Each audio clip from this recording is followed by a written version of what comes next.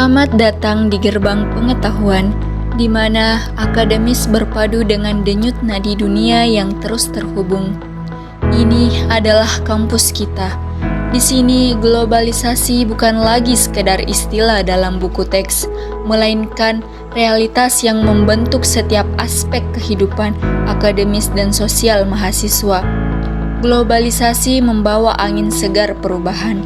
Dampak positifnya nyata terasa, terutama dalam perkembangan ilmu pengetahuan dan teknologi. Namun, di balik peluang emas ini, globalisasi juga membawa tantangan dan dampak negatif yang perlu kita waspadai. Kampus adalah miniatur dunia, globalisasi adalah keniscayaan. Tugas kita bersama sebagai Civitas Akademika adalah menavigasi arus ini dengan bijak. Kita harus memaksimalkan potensi positifnya untuk meningkatkan kualitas pendidikan sambil secara sadar membentengi diri dengan nilai-nilai luhur dan kearifan lokal. Mempersiapkan mahasiswa dengan kompetensi digital yang memadai sekaligus karakter yang kuat adalah kunci untuk menciptakan generasi penerus yang siap menghadapi tantangan abad ke-21.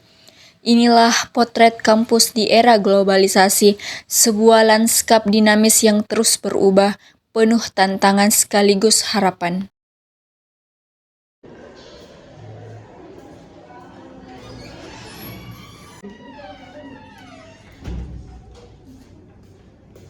Tahu tentang globalisasi di dalam kampus? Tidak.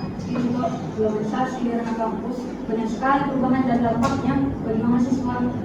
Misalnya kok ada dosen yang mengajar, mereka sementara bermain TikTok, bahkan ada yang menonton tidak memperhatikan dosennya. Globalisasi itu teman-teman proses di mana batas antar negara itu makin kabur, informasi, budaya dan teknologi itu bergerak cepat di kampus.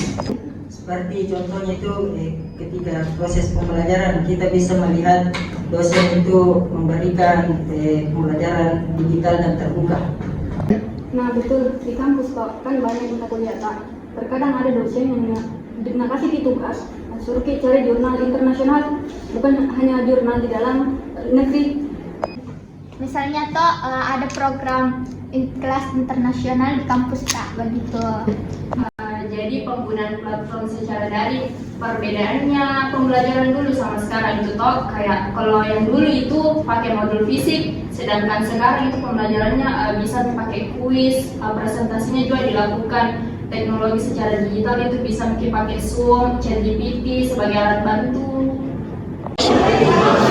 Saya juga pernah membaca data dari Kemendikbud pada tahun 2024 bahwa 33% kampus di Indonesia ini sudah menerapkan sistem pembelajaran hibrid. Artinya ini globalisasi ini benar-benar mendorong sistem digitalisasi pendidikan.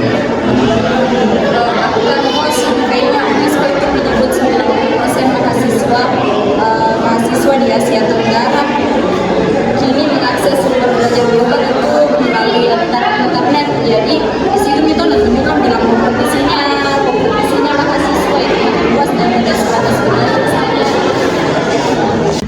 Dampaknya tuh ada positif sama negatif. Positifnya itu bisa kita punya peluang belajar di seluruh dunia. Kalau bagus skill global kita bisa jadi peluang karir kita nanti. Tapi negatifnya juga ada, banyak mahasiswa bergantung pada teknologi. Selain itu, budaya asing juga bisa mempengaruhi tanpa filter bagi membuat kampus dan membuat budaya kampus terkikis. Tapi itu ada sebagian mahasiswa yang tidak bisa mengikuti arusnya global karena perangkatnya itu tidak memadai dan minim literasi digital. Perubahan globalisasi juga mempengaruhi etika dan karakter mahasiswa, di mana mereka tidak memperhatikan situasi dan kondisi untuk bermain game. Akibatnya menimbulkan perkelahian antar teman, sehingga rasa empati mereka juga sangat minim.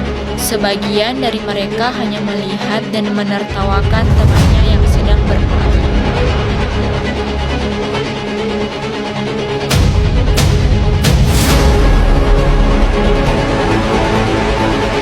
Bukan hanya game online saja, tapi mahasiswa kini ikut terbawa arus TikTok, lebih sibuk mengejar tren dengan alasan mengikuti perkembangan zaman.